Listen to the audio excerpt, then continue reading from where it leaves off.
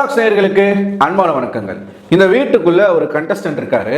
இவருக்கு வந்து பெருசா அறிமுகம் கிடையாது. அதாவது ஒரு செலிபிரிட்டியோ அப்படிப்பட்ட ஒரு பிரபலமான ஒரு நபர் கிடையாது. காமன் மேன் அப்படிங்கிற ஒரு வரிசையில இருந்து வந்தக்கூடிய ஒரு பையன். ஸோ எப்பயுமே இந்த சீசன் 6ல் வந்து அசல் கோளாறு அப்படின்னு ஒருத்தர் வந்தார், 7ல் நிக்சன் அப்படின்னு சொல்லிட்டு ஒருத்தர் வந்தார். அந்த கேட்டகரியிலேயே இந்த சீசனில் கொண்டு வரப்பட்ட ஒரு நபர் தான் ஜெஃப்ரி. ஜெஃப்ரியை பொறுத்த வரைக்கும் அவனுடைய பேக்ரவுண்ட் வந்து ரொம்ப ஏழ்மையான ஒரு குடும்பத்திலேருந்து வரக்கூடிய ஒரு சராசரி பையன். வெளியில் புள்ளிங்க மாதிரி சுற்றிக்கிட்டு இருந்த ஒரு பையன். கானாவில் சில இன்ட்ரெஸ்ட் இருக்குது. அதை வந்து இன்ஸ்டாகிராமில் வந்து கானா பாடல் பாடி அதில் ஏதோ ஃபேமஸ் ஆகி இந்த சீசனில் அவனுக்கு வாய்ப்பு கிடைச்சிருக்கு. இந்த வாய்ப்பு அவனுக்கு எப்படி கிடைச்சிது அப்படின்றது மிகப்பெரிய ஒரு மர்மமான ஒரு விஷயமா தான் இருக்குது. எனக்கே பெரிய டவுட்டாக இருந்துச்சு ஆரம்பத்தில். சரி, ஓகே, நிக்சன் மாதிரி ஒரு கட்டத்துக்கு மேலே இவனுடைய கேம் வந்து டேர்ன் ஆக பார்த்துச்சு. அதாவது வந்த புதுசுலேயே வந்து சௌந்தர்யா கூட ஒரு மாதிரி பழக ஆரம்பிச்சு, ரொம்ப ஒட்டுறது உறவாடுறது. ஏன்னா சௌந்தர்யா இவனை பற்றி வேற மாதிரி சொன்னாங்க. இவன் வந்து சரி கிடையாது, இவன் கொஞ்சம் இடம் கொடுத்தா ரொம்ப அட்வான்டேஜ் எடுத்துக்கிறான்னு சொல்லி அவனை பற்றி தப்பாக சொன்னாங்க. ஆனால் கொஞ்ச நாளே ரெண்டு பேரும் ஒன்றா சேர்ந்து பயங்கரமாக சுற்றுறது எல்லாமே நம்ம பார்த்தோம். எங்கடா இந்த சீசனுடைய ஐசோலேஷனாக மாறிடுவாங்களோ அப்படின்னு நம்ம நினச்சோம். ஆனால் அப்படி போகாமல் ஓரளவுக்கு நல்லாவே விளையாட ஆரம்பித்தான் ஜெஃப்ரி. ஒரு நல்ல பேர் வந்து எடுத்துக்கிட்டே இருந்தான். ஆனால் ஒரு கட்டத்துக்கு மேலே எவ்வளவுதான் நம்ம வந்து பூசி மறைச்சாலும் நம்மளோட உண்மையான குணாதிசயங்கள் வெளியில் வந்துடும்ல. அது கொஞ்சம் கொஞ்சமாக ஜெஃப்ரிக்கு வந்து வர ஆரம்பிச்சுது. இந்த வாரத்தில் இந்த வீக்கெண்ட் எபிசோடில் ஜெஃப்ரியோடைய ஸ்ட்ராட்டஜி என்ன அப்படின்னு வந்து ராயனும் ஜாக்லினும் சொல்லியிருப்பாங்க. ஆனால் அதை விஜய் சேதுபதி பெருசாக கன்சிடரே பண்ணலை. அது வந்து ஸ்ட்ராட்டஜி கிடையாது, அது அவனுடைய ஒரு தப்புன்னு நம்ம சொல்கிற போது அதை திருத்திக்கிற மாதிரி தான் நான் பார்க்குறேன்னு சொன்னார். ஆனால் அப்படி கிடையாது. உண்மையாகவே ஜெஃப்ரியோடைய ஸ்ட்ராட்டஜி அதுதான். அது மட்டும் இல்லாமல் ஒருத்தவங்களை பற்றி எவ்வளவு கேவலமாக மார்க் பண்ண முடியுமோ அவ்வளவு கேவலமாக மார்க் பண்ணக்கூடிய ஒரு சராசரியான ஒரு லோக்கல் ஜெஃப்ரி வந்து அப்பப்போ வெளியில் காட்டிக்கிட்டே இருந்தாப்புல. எல்லாரும் மாதிரி தான். அவன் ஒன்றும் ஸ்பெஷல் கிட் கிடையாது. ஏன்னா நம்ம அப்படி தான் நினச்சோம். பரவாயில்ல, ஜெஃப்ரி வந்து இங்கேருந்து வந்து இத்தனை பேர், அதாவது பிரபலமான ஆட்கள் மத்தியில் வந்து இவன் பாருயா நின்று விளையாடுறான் பாரியா, கெத்து காட்டுறான் பாரியா அப்படின்னு நினச்சோம். அப்படி கிடையாது. அவன் வந்து சராசரியான ஒரு பையன்தான். ஸோ அவன் இந்த வீட்டுக்குள்ளே என்னெல்லாம் பண்ணியிருக்கான், அவனோட ஸ்ட்ராட்டஜி என்ன அப்படிங்கிறத பற்றி தான் இந்த வீடியோவில் நம்ம உள்ளே போகிறதுக்கு முன்னாடி ஒரு விஷயத்த நான் சொல்லிட்டு உள்ளே போகிறேன். இந்த வாரத்துக்கான தலைவராக மறுபடியும் ஜெஃப்ரி அவர்கள் தேர்வு செய்யப்பட்டிருக்கிறதாக ஒரு செய்தி வருது. அது எப்படின்னு தெரியல. 2வது முறையாக தலைவராக இருக்கிறார் ஜெஃப்ரி. முதல்ல ஜெஃப்ரிக்கு வாழ்த்துக்கள். இப்போ நம்ம உள்ளே போவோம். ஆக்சுவலாக ராயன் வந்து ஜெஃப்ரியை பற்றி சில விஷயங்கள் சொல்லியிருப்பான். அதாவது ஸ்ட்ராட்டஜி, விஜய் சேதுபதி வந்து இந்த வீட்டுக்குள்ளே இவருடைய ஸ்ட்ராட்டஜி இதுதான், இந்த ஸ்ட்ராட்டஜியை வச்சு தான் இத்தனை நாளாக சர்வை பண்ணிட்டு இருக்காரு அப்படின்னு வந்து யார் என்னென்ன சொல்லுவீங்க அப்படின்னு கேட்கும்பொழுது ராயன் அழகா ஒரு விஷயத்த சொன்னாப்புல. அதாவது ஜாக்லினுக்கு வந்து அந்த கைத்தட்டலுக்கு அப்புறமா ராயன் முழுக்க வேற மாதிரி மாறிட்டாப்புல. இது வரைக்கும் ராயனும் சௌந்தர்யாவும் ஜெஃப்ரியும் இந்த வாரத்தில் பேசின ஒரு விஷயத்துக்கும் நேத்துக்கு ராயன் நடந்துக்கிட்ட அந்த பிஹேவியருக்கும் சம்பந்தமே கிடையாது. அப்படிப்பட்ட ஒரு மாற்றம் வந்து அவர்கிட்ட இருந்துச்சு. அப்படிப்பட்ட ராயன் நேத்து தான் முதல்ல உண்மையை பேசினாப்புல. அதாவது யாருக்கும் பயப்படாம நம்ம மனசுல இருக்கிறத நம்ம பேசுவோம் அப்படின்னு சொல்லி உண்மையை பேசினாப்புல. அதாவது அவர் என்ன சொல்ல வந்தார் அப்படின்னா, ஜெஃப்ரி வந்து அவனோட ஸ்ட்ராட்டஜியா என்னவா இருக்குன்னா, இப்ப அவன் மேல மிஸ்டேக்ஸ் வந்துடவே கூடாது. நீங்கள் ஒரு குறை சொல்லிட்டீங்க அப்படின்னா உடனடியாக அதுக்கு அவன் ரியாக்ட் பண்ணுறானோ அப்படின்னு தோணுது அப்படின்னு சொன்னாப்புல. அவர் வந்து ரொம்ப பூசி மொழிப்பி தான் சொன்னார். ஸோ ஜாக்லின் அதை கிளியராகவே சொன்னாங்க. இப்படி சொல்லும் பொழுது உடனே என்ன ரியாக்ட் பண்ணுறாரு அப்படின்ற மாதிரி சேதுபதி அவர்கள் கேட்க, மறுபடியும் ராயன் என்ன சொல்லியிருப்பார் அப்படின்னு பார்த்தீங்கன்னா, இல்லை சார், நீங்கள் வந்து கோவா கேங்கில் இருக்கக்கூடிய அந்த மிஸ்டேக்ஸ் வந்து நீங்கள் சொன்னீங்க. அந்த மாதிரி வந்து நீங்கள் ஃப்ரெண்ட்ஸாக இருக்க வேணாம் நீங்கள் சொல்லலை. நீங்கள் வந்து அந்த ரூல்ஸை கொண்டு வந்து உங்கள் கேமில் அப்ளை பண்ணாதீங்கன்னு தான் சொன்னீங்க. ஆனால் ஜெஃப்ரி வந்து நீங்கள் சொன்ன அடுத்த நாளே வந்து கேங்கில் இருந்து போயிட்டாப்புல. அதோட வேற ஆட்களோட அவருக்கு பழக்கம் இருந்துச்சு. ஆக்சுவலாக அவர் அப்படி இப்படின்னு சுற்றி கித்தி சொன்னார். நான் கிளியராக சொல்கிறேன் பாருங்களேன். ஜெஃப்ரி இந்த வீட்டுக்குள்ளே என்ன பண்ணுறான் அப்படின்னு பார்த்தீங்கன்னா, இதை ஜாக்லினே சொன்ன ஒரு கருத்து தான். அதாவது அவனை யாராச்சும் ஒரு குறை சொல்லிட்டாங்க அப்படின்னா, உதாரணத்துக்கு விஜய் சேதுபதி அவர்கள் வந்து ஒரு குறை சொல்கிறாருன்னு வச்சுப்போமே. கோவா கேங்னு ஒரு கேங் இருக்குது. அந்த கேங்குக்குள்ள ஒரு 4 பேர் இருந்து சேர்ந்து விளையாடிக்கிட்டு இருக்காங்க. முதல் வாரம் பார்த்தீங்கன்னா அவன் சௌந்தர்யா கூட தான் சுற்றினான். ஆக்சுவலாக முதல் வாரம் வந்து ஜாக்லின் கூட சுற்றினான், அப்புறமா சௌந்தர்யா கூட சுற்றினான், அப்புறமா சத்யா, இடையில சத்யா கூட ஒரு பாண்டு ஏற்பட்டு வந்த உடனே சத்யா கூட தான் இருந்தான்னு நினைக்கிறேன். அதுக்கப்புறமா தான் ஜாக்லின், அதுக்கப்புறமா சௌந்தர்யா. நெக்ஸ்ட் இந்த கோவா கேங் சொல்லிட்டு ஒரு கேங் ஃபார்ம் ஆகுது. இந்த கோவா கேங் ஃபார்ம் ஆன பிறகு விஜய் சேதுபதி வந்து ஒரு விஷயத்த சொல்கிறாப்புல. அப்புறம் அங்கேருந்து கட் பண்ணிவிட்டு அன்ஷிதா கூட போய் சுற்றிட்டு இருந்தான். அப்புறமா அங்கேருந்து கட் பண்ணி பவித்ரா கூட போய் சுற்றினா, மறுபடியும் அங்கேருந்து கட் பண்ணி அன்ஷிதா கூட போய் சுற்றினா, இப்போ மறுபடியும் கட் பண்ணி வேற ஒருத்தர் கூட சௌந்தர்யா கூட திருப்பி ரீஜாயின் பண்ணி சுற்றிக்கிட்டு இருக்காப்புல. ஸோ இவனை பொறுத்த வரைக்கும் என்ன அப்படின்னா, ஒரு வாரமும் ஒருத்தர் கூட டிராவல் பண்ணிக்கிட்டு இருக்கான். இப்போ ஜாக்லின் ஒன்று சொல்லுவாங்க இல்லையா, கைத்தட்டலை பார்த்து ஒருத்தர் கூட வந்து அவங்க போய் ஃப்ரெண்டாக வராங்கன்னு சொல்லி, எக்ஸாக்டாக இந்த வீட்டுக்குள்ளே பண்ணுறது அது ஜெஃப்ரி தான். அதே ஜெஃப்ரி தான். ஏன்னா கோவா கேங், அந்த கேங்கை பற்றி விஜய் சேதுபதி ஒரு நாள் கிளின்னு கிழிச்சாப்புற. அவர் என்ன சொன்னார், உங்கள் ஃப்ரெண்ட்ஷிப் பார்க்குறதுக்கு நல்லா இருக்குது, ஆனால் நீங்கள் போட்ட ரூல்ஸை உங்கள் கேமுக்குள்ளே கொண்டு வந்து நீங்கள் அதை அப்ளிகேபிள் பண்ணும் பொழுது உங்கள் கேமும் ஸ்பாயில் ஆகுது, மற்றவங்களோட கேமும் ஸ்பாயில் பண்ணுறீங்க அப்படின்ற ஒரு விஷயத்த சொன்னார். ஸோ நீங்கள் பேசிக்க வேணாம் அப்படின்னும் வேற எதுவும் சொல்லலை. உடனே இவன் வந்து என்ன பண்ணிட்டான் அப்படின்னா, ஓகே நம்ம கோவா கேங்கில் இருந்தது வந்து நமக்கு நெகட்டிவ் ஆயிடுச்சு போல, இத்தனை நாளாக அங்கே ஜாலியாக இருந்தான், 4 பேரும் வந்து அப்படியே பயங்கரமாக வைப் பண்ணிட்டு பாட்டெல்லாம் பாடிட்டு இருந்தாங்க, நம்ம பார்த்தோம்ல. ஸோ கோவா பாட்டெல்லாம் பாடிட்டு இருந்தாங்க. விஜய் சேதுபதி அப்படி சொன்ன உடனே அப்படியே டோட்டலாக மாறி பவித்ரா கூட போய் ஜாக்லினை பற்றி தப்பாக பேச ஆரம்பித்தான். ஜாக்லினை பற்றி பேசினா, சௌந்தர்யாவை பற்றி பேசினா, அதான் நான் கேங்லலாம் ஒரு ஆள் கிடையாது, சும்மா நான் பேசிக்கிட்டு இருப்பேன் அவ்வளோதான் அப்படின்ற மாதிரி பேசிக்கிட்டு இருந்தான். அப்புறம் அந்த ஒரு வாரம் முடிஞ்ச பிறகு அன்ஷிதா கூட போய் பேச ஆரம்பித்தான். அன்ஷிதா போய் கட்டி பிடிக்கிறது, அன்ஷிதா போய் கொஞ்சிறது, இந்த மாதிரி தூக்கி சுற்றுறது, இந்த மாதிரி பண்ணிக்கிட்டு இருந்தான். திரும்பவும் போய் பவித்ரா கூடயே சேர்ந்து சுற்ற ஆரம்பித்தான். ரொம்ப நேரம் பவித்ரா கூட டைம் ஸ்பெண்ட் பண்ண ஆரம்பித்தான். அப்புறமா மறுபடியும் சௌந்தர்யா கூட வந்து பேசினான். ஸோ இப்படி இவன் ஒரு வாரமும் ஒருத்தர் கூட சுற்றிக்கிட்டு இருக்காங்க. சரி, இது ஓகே, இது பரவாயில்ல, இது வந்து அவங்களோட விருப்பம் அப்படின்னு நம்ம வச்சுப்போமே. ஆனால் ஒரு நாள் சௌந்தர்யாவும் ஜெஃப்ரியும் உட்காந்து பேசிக்கிட்டு இருக்கும் பொழுது ஜெஃப்ரி வந்து ஜாக்லினை பற்றி ஒரு விஷயம் பண்ணாங்க. அது கேவலமாக இருந்துச்சு, மாக்கிங், படும் பயங்கரமான மாக்கிங். இதே ஜெஃப்ரி இதுக்கு முன்னாடி விஜய் விஷால் கூட சேர்ந்து சௌந்தர்யாவை எப்படி மார்க் பண்ணான்றதை நம்ம பார்த்தோம். ஆனால் சௌந்தர்யாவுக்கு அது எதுவுமே தெரியல, அவங்க பார்த்து சிரிச்சுக்கிட்டு இருக்காங்க. ஜாக்லினை மார்க் பண்ணுறதை பார்த்து சிரிச்சுக்கிட்டு இருக்காங்க. அந்த இடத்துல விஜய் விஷால் வரான், அவனும் நின்று பார்த்து அதை ரசிக்கிட்டு இருக்கான். ராயன் வரான், அவனும் பார்த்து அதை வந்து கலந்து போய்கிட்டு இருக்கான். யாருமே இது தப்புன்னு சொல்லி அந்த பையன்கிட்ட சொல்லலை. இந்த வீட்டுக்குள்ளே ஜெஃப்ரிக்குன்னு ஒரு ப்ரிவிலேஜ் இருக்குது, அவனை பார்த்தாலே எல்லாம் வந்து பாவம் பார்க்குறாங்க. சிலர் பாவம் பார்த்து அவனுக்கு சில விஷயங்களை விட்டு கொடுக்குறாங்க. அதனால தான் என்னமோ இத்தனை வாரங்கள் வந்து ஜெஃப்ரி வந்து இந்த வீட்டுக்குள்ளே சர்வே ஆகிறானான்னு எனக்கு தெரில. ஏன்னா அவன் நாமினேஷன்ஸ்னு உள்ளே வந்தது கூட கம்மி தான் என்னை பொறுத்த வரைக்கும். அந்த அளவுக்கு பெருசாக அவனை நாமினேஷனில் யாருமே போட்டது கிடையாது. ஜாக்லினை மார்க் பண்ணக்கூடிய அந்த வீடியோ நான் இந்த வீடியோவில் காட்டுறேன், அதை பாருங்கள். எவ்வளவு மட்டமான ஒரு செயலை வந்து அவன் பண்ணுறா பாருங்க. அதான் அப்பப்போ அந்த லோக்கல் ஜெஃப்ரி வந்து வெளியில் வந்துட்டு போகிறாப்புல. போடும்போது வானான்னு சொல்லி தடுத்துருந்தாலும் நாங்கள் நீ போ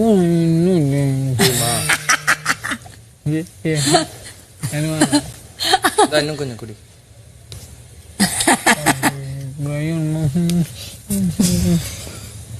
இப்போதான் எவ்வளோ எல்லாம் கடவுளா பார்த்து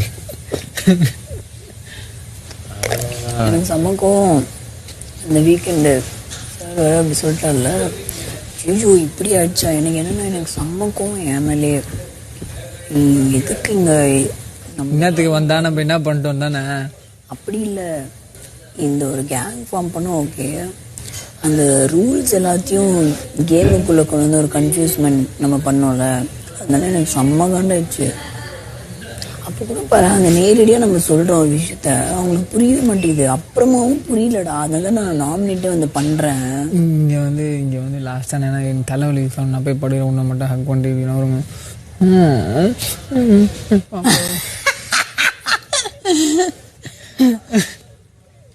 ஏன் பாட்டு பாடு, ஏன் பாடு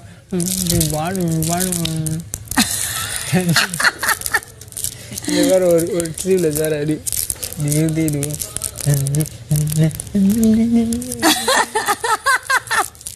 எனங்களா ஐயோ எனக்கு அந்த மாதிரி இப்போ நான் அதை போய் நான் ரீகேப் பண்ணி பார்த்தேன்னா எனக்கு அது பார்க்கவே எனக்கு வராது, எனக்கு பிடிக்கவே பிடிக்காது. ஐயோ நம்மளா நான் கலாய்ப்பேன் அந்த மாதிரி பண்ணா ஏன்டா இப்படி என்னதான் நீங்க இருக்கக்கூடிய தரத்துல இருந்து உங்களோட தரத்தை உயர்த்துக்கணும்னு சொல்லி நீங்க முயற்சி எடுத்தாலும் சில இடங்களில் உங்களையும் மீறி அது வந்துடுது. உங்களோட இயல்பு உண்மையான முகம் அங்க வந்துடுது. ஸோ ஒரு விஷயம் சொன்னாங்க, எனக்கு அதுதான் ரொம்ப ஆச்சரியமாக இருந்துச்சு. அதாவது ஜாக்லின் வந்து சொன்னாங்களாம், சௌந்தர்யா கிட்ட சொல்லிக்கிட்டு இருக்கான். ஜாக்லின் வந்து அன்றைக்கி ஒன்று சொல்லிச்சு ஜாக்லின் வந்து அன்றைக்கி ஒன்று சொல்லிச்சு, நம்ம எல்லாம் கோவாவுக்கு போகலாம் அப்படின்னு வந்து சொல்லிச்சு. இல்லை நான் வரல அப்படின்னு நான் சொன்னேன், நல்லா புரிஞ்சுக்கோங்க. இல்லை நான் வரல அப்படின்னு சொன்னேன், அதுக்கு ஜாக்லின் என்ன சொல்லிச்சு தெரியுமா? காசை பற்றிலாம் கவலைப்படாத, நான் உன்னை கூப்பிட்டு போகிறேன், என் ஃப்ரெண்ட்ஸ் எல்லாம் நான் தான் கூப்பிட்டு போவேன் அப்படின்னு சொல்லிச்சு. அப்போ நீ இன்னும் அப்பயே நினச்சிட்டேன் நான். அப்போ நீ என்ன நினச்சிட்டு இருக்க? உன் ஃப்ரெண்ட்ஸை பற்றியே நீ இவ்வளோ கேவலமாக பேசுகிற, அப்போ நான் மட்டும் வந்துட்டேன்னு வச்சுக்கேன், அப்போ நீ என்ன எவ்வளோ கேவலமாக பேசுவ? ஐயோயோ அம்மா, நமக்கு அதெல்லாம் செட் ஆகாதுமா அப்படின்னு சொன்னான். இப்போ ஜாக்லின் சொன்னதில் ஏதாச்சும் தப்பு இருக்கா அப்படின்னு நியாயமாக நீங்கள் வந்து யோசிச்சிங்கன்னா அதில் ஒரு தப்புமே இல்லை. இவனை கூப்பிடுறாங்க, இவன் வரதுக்கு யோசிக்கிறான். அப்போ அந்த பொண்ணு என்ன சொல்லுதுன்னா, நீ காசை பற்றி கவலைப்படாத, நான் பார்த்துக்கிறேன், எப்பயுமே நாங்கள் வெளியில் போகணுன்னா நான் தான் என் ஃப்ரெண்ட்ஸ் எல்லாருமே கூப்பிட்டு போவேன், அதனால் நீ ஒரி பண்ணிக்காத அப்படின்றத அவங்க சொல்லியிருக்காங்க. இது என்னமோ இவன் வந்து எப்படி எடுத்துக்கிறான் அப்படின்னா, அவனை அசிங்கப்படுத்துகிறாங்களாமா, அவங்க ஃப்ரெண்ட்ஸையும் அசிங்கப்படுத்துகிறாங்களாமா. சரி ஓகே, ஜாக்லின் அசிங்கப்படுத்துகிறாங்கன்னு சொல்கிறான்ல இவன். பவித்ரா என்ன தெரியுமா சொன்னாங்க? இதே விஷயத்த பவித்ரா கிட்ட போய் சொன்னான். பவித்ரா கூட சுற்றிக்கிட்டு இருக்கும் போது பவித்ரா கிட்ட போய் சொன்னான். அப்போ என்ன சொல்கிறான் அப்படின்னா, இந்த மாதிரி என்னை வந்து கோவாக்கு கூப்பிடுறாங்க, அவங்க அந்த கேங் வந்து என்னை கோவாக்கு கூப்பிடுது வெளியில் போன பிறகு அப்படின்னு சொல்லிட்டு சொல்லும்பொழுது பவித்ரா அங்கே என்ன சொல்லியிருக்காங்க தெரியுமா? அப்படியா, ஜாலியாக போயிட்டு வா, என்ஜாய் பண்ணு அப்படின்னு தான் அவங்க சொன்னாங்க. அதுக்கப்புறமா இல்லை எனக்கு வந்து இன்ட்ரெஸ்ட் இல்லை, எனக்கு வந்து போகிறதுக்கு அப்படின்ற மாதிரி ஏதோ ஒரு சொல்ல போக பவித்ராவும் என்ன தெரியுமா சொல்லியிருக்காங்க? நீ ஒன்றும் கவலைப்படாத, உனக்கு காசு வேணும்னா கூட நான் தரேன், நீ போய் ஜாலியாக என்ஜாய் பண்ணிட்டு வா, அப்போல்லாம் போகாமலாம் இருக்காத, லைஃப்பை என்ஜாய் பண்ணுன்னு சொல்லி பவித்ரா சொல்லியிருக்காங்க. இப்போ ஜாக்லின் என்ன சொன்னாங்களோ அதை தான் பவித்ராவும் சொல்லியிருக்காங்க. ஜாக்லின் சொன்னதை மட்டமாக பேசக்கூடிய ஜெஃப்ரி பவித்ரா சொன்னதை பெருமையாக பேசிக்கிட்டு இருக்காப்புல. உங்களுக்கு புரியுதா நான் சொல்றது?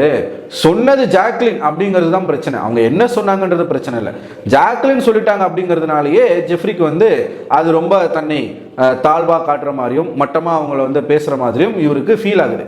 இந்த ஃபீலிங்ஸ் ஏன் நாமினேஷன் ஃப்ரீ பாஸ் வந்து அருண் வந்து இந்த வார்த்தையை சொல்லி கொடுக்கும்போது ஜெஃப்ரிக்கு தோணலை? ஏன் தோணலை? இந்த மாதிரி அவன் வந்து ரொம்ப கஷ்டப்படுற பையன், அவன் வந்து இந்த ஷோவில் வந்து ரொம்ப நாள் இருக்கணும், இந்த பாஸ் அவனுக்கு கொடுத்தா அது யூஸ்ஃபுல்லாக இருக்கும் அப்படின்னு அந்த வார்த்தையை சொல்லி நாமினேஷன் ஃப்ரீ பாஸை எல்லாரும் சேர்ந்து ஜெஃப்ரிக்கு கொடுக்கும்போது ஜெஃப்ரி வந்து என்ன பண்ணிட்டு இருந்தாரு? அதுதானே உன்னை இருக்கிறதுலே ரொம்ப அசிங்கமாக காட்டி உனக்கு கொடுக்கறது. அதோடு சேர்த்து இந்த வாரம் நடந்த அந்த செங்கல் டாஸ்கில் கூட உனக்கு ஹெல்ப் பண்ணுறதா சொல்லி வந்து தான் அவங்க பண்ணியிருக்கிறாங்க. உன்னை பாவம் பார்த்து தான் வந்து அருண் ஹெல்ப் பண்ணதாக சொல்கிறாரு. இப்போ இதெல்லாம் ஜெஃப்ரிக்கு தெரிலையா நம்மளை அசிங்கப்படுத்துறாங்கன்னு சொல்லி? ஸோ ஜெஃப்ரியை பொறுத்த வரைக்கும் அவனுக்கு இப்போ ஒரு பின்பத்தை உருவாக்கிட்டாங்க. கோவா கேங் அப்படிங்கிறது ஒன்று ஜாக்லினால தான் ஃபார்ம் ஆச்சு, ஜாக்லினால தான் நான் 3 பேரோட கேமும் வந்து ஸ்பாயில் ஆச்சு, எல்லாத்துக்கும் ஒட்டுமொத்தமாக ஜாக்லின் தான் காரணம் அப்படின்ற ஒரு பின்பத்தை உருவாக்குறதுனால இவன் மொத்த வன்மத்தையும் தூக்கி ஜாக்லின் மேலே கொட்ட. இவனுக்கு இந்த தோப்புக்காரணம் போட்டு கால் வலிக்குதுன்னு சொல்லி அழும்போது அங்கே போய் நின்னது ஜாக்லின் தான் முதல்ல, அந்த ஏஞ்சல் வெர்சஸ் டெவில் டாஸ்க்ல. இவனால தான் அந்த வாரம் அவ்வளோ திட்டு வாங்கியிருப்பாங்க இவங்க, சௌந்தர்யாவும் சரி இவங்களும் சரி. இவங்க ஒன்றும் சௌந்தர்யா கிட்ட கூட உண்மையாக கிடையாது, சௌந்தர்யா பற்றியும் ரொம்ப மோசமாக பேசியிருக்கான். அன்னைக்கு விஜய் விஷாலும் ஜெஃப்ரியும் பெட்ரூமில், பாய்ஸ் பெட்ரூமில் சௌந்தர்யாவோட வாய்ஸை வச்சு எப்படி மாக்கிங் பண்ணாங்களோ அதே மாதிரி சௌந்தர்யா கூட உக்காந்துக்கிட்டு ஜாக்லினுடைய ஆக்டிவிட்டீஸை வச்சு அவன் மாக்கிங் பண்ணுறான். இதெல்லாம் என்ன மாதிரியான ஒரு செயல் ஜெஃப்ரி? உன்னெல்லாம் நாங்கள் வந்து என்னமோ நினச்சிட்டு இருந்தோம், ஓகே ஒரு தகுதியான ஒரு போட்டியாளர் வந்து இந்த சீசனில் கிடைச்சிருக்காங்க அப்படின்னு நாங்கள் நினச்சிட்டு இருந்தோம். ஆனால் நீ சாச்சனாவை விட மிக கேவலமான டாஸ்தியா உன்னை காட்டிக்கிட்ட பத்தியா? ஓவர் கான்ஃபிடென்ஸ் வந்து ரொம்ப ஜாஸ்தியாக இருக்குது. இவர் என்னமோ பெரிய ப்ரூஸ்லின்னு மனசில் நினச்சிக்கிட்டு ஒரு டாஸ்க்குனா அங்கே போய் அக்ரெஷனை காட்டுறதும், என்னால் முடியும் நான் ஜெயிச்சிருவேன் அப்படின்ற ஒரு தலகணத்தில் சுற்றுறதும். ஒரு டாஸ்க் விளையாடும் போது கூட பாருங்களேன், அவன் வந்து ரொம்ப ஓவர் கான்ஃபிடென்ட்டாக அந்த டாஸ்க் வந்து விளையாடுவான். எல்லாத்தையுமே அந்த வீட்டில் இருக்கிறவங்க பொறுத்துக்கிட்டாங்க, இவனை சரிசமமாக அங்கே இருக்கிறவங்க எல்லாருமே ட்ரீட் பண்ணாங்க. யாருமே இவனை பார்க்கறதுக்கு சரியில்லை, ஒரு மாதிரி இருக்கான் அப்படின்னு யாருமே அவனை ட்ரீட் பண்ணலை. எல்லாருமே ஈக்குவலாக ட்ரீட் பண்ணாங்க. எனக்கு தெரிஞ்சு முதல்ல கேர்ள்ஸ் டீமில் ஜாக்லின் தான் ஜெஃப்ரி கூட க்ளோஸாக பழகினதே. ஒரு தம்பி ஃபீலிங் சொல்லி அவங்க தான் இவன் கூட ரொம்ப கம்ஃபர்டபுளாக பழக ஆரம்பித்தது ஜாக்லின் தான். ஆனால் அந்த ஜாக்லினை இன்னைக்கு எங்கே வச்சிருக்கிறான் பாருங்க ஜெஃப்ரி. அதான் ஒவ்வொரு வாரமும் ஒருத்தரை யூஸ் பண்ணிக்கிட்டு இந்த வீட்டுக்குள்ளே ஜெஃப்ரி விளையாடிக்கிட்டு இருக்காப்புல. எல்லாரு கூடயும் பழகி எல்லாருடைய அந்த ஒரு குட் புக்ஸ்லையுமே இடம் பெற்று இவன் வந்து பெருமளவில் அந்த வீட்டுக்குள்ளே பாதிப்பை சந்திக்காத ஒரு பர்சனாக அது ஜெஃப்ரி தான். அவனுக்கு ரொம்ப கரிசனம் பார்க்குறாங்க, பாவம் பார்க்குறாங்க. அம்புட்டும் இவன் பண்ணக்கூடிய அந்த போலி வேஷத்தினுடைய வெளிப்பாடு. ஸோ இவர் எத்தனை நாளைக்கு இந்த வீட்டுக்குள்ளே இருக்க போகிறாருன்னு தெரில. இருக்கிற வரைக்கும் ஒழுங்காக வாயை மூடிக்கிட்டு இருந்தால் நல்லது. நீ பேசக்கூடிய ஒவ்வொரு விஷயத்தையும் வெளியில் இருக்கிற மக்களும் பார்த்துக்கிட்டே தான் இருக்காங்க. எவ்வளோ கீழ்த்தரமாக நீ ஒருத்தரை பற்றி பேசுகிற, குறிப்பாக ஜாக்லினை பற்றி எப்படி பேசுகிற, இங்கேருந்து அங்கே போய் சௌந்தர்யா பற்றி நீ எப்படி பேசுகிற, ராயனை பற்றி எப்படி பேசுகிற, மூஞ்சிக்கு முன்னாடி ஒருத்தங்க கிட்ட எப்படி பேசுற, பின்னாடி எப்படி பேசுற, கேம்ஸ்ல நீ என்னெல்லாம் பண்ற, வாண்டடா ஒருத்தரை அடிச்சுட்டு நான் வந்து அடிச்சேன்னு சொல்லுவேன். ஒரு தப்பு ஒன்று சொல்லிடக்கூடாது, உடனே அவங்க கிட்ட வந்து ரவுடி மாதிரி பாயறது. யாராச்சும் இதை நீ இந்த மாதிரி பண்ற, இது தப்புடான்னு சொன்னா உடனடியா நீ பாத்தியா. இப்ப எதனா ஒன்று கேட்கறாங்கன்னு வச்சுக்கோங்களேன், இவன் எதனா பேசும்பொழுது குறுக்க மறிச்சு யாரனா பேசுறாங்கன்னா, நான் உங்ககிட்ட பேசுறேன்னா, உங்ககிட்ட பேசலையே, நீங்க எதுக்கு வரீங்க, அப்படி ஒரு மாதிரி இந்த ஏரியால தான் அந்த புள்ளிங்கெல்லாம் பேசிப்பாங்கல்ல, நீ என்னத்துக்கு வர அப்படின்ற மாதிரி பேசிப்பாங்கல்ல, அந்த மாதிரியே பேச ஆரம்பிச்சிருவான். நான் உங்ககிட்ட பேசலையே, நீங்க என்னத்துக்கு வரீங்க அப்படின்னுவான். மற்றவங்க பேசும்போது இவரு போய் பேசுவாரு. அப்போ யாருன்னா நீ பேசாதப்பா அப்படின்னு சொன்னா, அப்போ நான் பேசவே கூடாதா, இந்த வீட்டுக்குள்ள நான் எதுவுமே பேசவே கூடாதா அப்படின்னு சொல்லிட்டு இதே வாய் தான் பேசும். ஆனா அவருக்கு இது நடக்கும்போது இதே கேள்வியை கேட்பாப்புல, நான் உங்ககிட்ட பேசலையே, நீங்க எதுக்கு பேசுறீங்க, உங்ககிட்ட பேச நம்மகிட்ட பேசுங்க அப்படின்னு சொல்லிட்டு சொல்லுவாப்புல. ஸோ இப்படி ரொம்ப ரொம்ப ஃபேக்கான ஒரு பர்சனாக தான் ஜெஃப்ரி இத்தனை நாளாக இந்த வீட்டுக்குள்ளே சர்வை பண்ணியிருக்காரு. இதான் அவனுடைய ஸ்ட்ராட்டஜி. வாரம் ஒருத்தரை யூஸ் பண்ணி அப்படியே மேலே போகிறது. எனக்கு தெரிஞ்சு இந்த மாதிரியான ஒரு நட்பு வட்டாரம் கிடைக்கிறதுக்குலாம் அவங்க கொடுத்து வச்சிருக்கணும். சீரியஸாக சொல்கிறேன். ஜாக்லின் மாதிரியான ஆட்கள், சௌந்தர்யா மாதிரியான ஆட்கள், ராயன் போன்ற ஆட்கள், அங்கே இருக்கக்கூடிய ஒவ்வொருத்தருடைய நட்பையும் அவன் வந்து சம்பாதிச்சது வந்து இவனுக்கு மிகப்பெரிய ஒரு விஷயம். வாழ்க்கையில் அதை விட ஒரு மிகப்பெரிய வரமே கிடையாது. ஏன்னா ஒரு நல்ல நண்பன் இருந்தால் போதும், லைஃப்பில் நம்ம சாதிச்சிடலாம். அந்த மாதிரி ஒரு நல்ல ஃப்ரெண்ட் இல்லாமல் லைஃப்பில் தோற்றவங்க எத்தனையோ பேர் இருக்காங்க. இவனே சொல்லியிருக்கிறான், நான் வந்து எப்படியோ இருந்தேன், நான் வந்து இல்லாத கெட்ட பழக்கமே கிடையாது, அப்படி இருந்து என்னை வந்து மீட்டு கொண்டு வந்ததே ஒரு பொண்ணு தான் அப்படின்ற மாதிரிலாம் சொல்லியிருப்பான். அந்த மாதிரி தான் நம்மளுடைய லைஃப்பில் வரக்கூடிய ஒவ்வொருத்தரும் ஒவ்வொரு இடங்களில் ஒவ்வொரு பார்ட்டை நமக்காக செய்வாங்க. நீ இப்படி ஒரு இண்டஸ்ட்ரிக்குள்ளே புதுசாக வர அப்படின்னும் போது உனக்கு இத்தனை நண்பர்களுடைய பழக்கம் கிடைக்கும் போது நீ அதை எப்படி பார்த்துக்கணும். ஆனால் நீ எவ்வளோ கேவலமாக அவங்கள ட்ரீட் பண்ணுற. உன்னை யாராச்சும் அந்த மாதிரி நேரம் ட்ரீட் பண்ணியிருந்தாங்கன்னு வச்சுக்கோங்க, வெளியில் வேற மாதிரி ஒரு ஒரு அரசியல் நடந்திருக்கும். பாருங்க, இந்த ஏரியாலேருந்து ஒரு பையன் வந்திருக்கான், அவனை எப்படி ட்ரீட் பண்ணுறாங்க பாருங்க அப்படின்ற மாதிரி நடந்திருக்கும். ஆனால் நீ அவங்கள அந்த மாதிரி ட்ரீட் பண்ணக்கூடிய விஷயங்கள் வெளியில் பெருசாக பேசப்படலையோன்னு எனக்கு தோணுது. ஆனால் தான் இப்போ இந்த வீடியோவில் நம்ம ஜெஃப்ரிக்காக ஒரு தனியாக ஒரு வீடியோ பார்க்குறோம். இதுலேயே ஜெஃப்ரிக்கான ஒரு குறும்படமும் இடம்பெற்றிருக்கு, அதையும் நீங்கள் பாருங்கள். எவ்வளவு கேவலமான ஒரு பாடி லாங்குவேஜை வந்து அவன் பண்ணிக்கிட்டு இருக்கான் பாருங்க. இது ரொம்ப தப்பு ஜெஃப்ரி. உன்னுடைய வளர்ச்சிக்கு இது ரொம்ப ரொம்ப உனக்கு அது பாதிப்பை கொடுக்கும். அதனால் தயவுசெய்து மாற்றிக்கும். இது வெளியில் வந்த பிறகு நீ பார்க்குறியோ, இல்லை உன்னுடைய நண்பர்கள் இந்த ஃப்ரீ ஸ்டார்ஸில் உங்கள் வீட்டுக்கு போகக்கூடிய உங்கள் அம்மாவா யாரோ உன்னை யார் பார்க்க வராங்களோ அவங்க இதை நிச்சயமாக உங்ககிட்ட சொல்லணும். ஒழுங்காக பேசு, டீசெண்டாக இரு, லோக்கலாக பண்ணாத, கேவலமாக பண்ணாத. நல்லா இல்லை, கேவலமாக அசிங்கமாக இருக்குது. ஸோ இந்த வீடியோ பற்றின உங்களோட கருத்துக்களை மறக்காமல் கமெண்ட் பாக்ஸில் போஸ்ட் பண்ணுங்கள். அடுத்த ஒரு வீடியோவில் உங்களை சந்திக்கிறேன். அதுவரை உங்களிடம் விடைபெறுவது நான் அரவிந்தன்.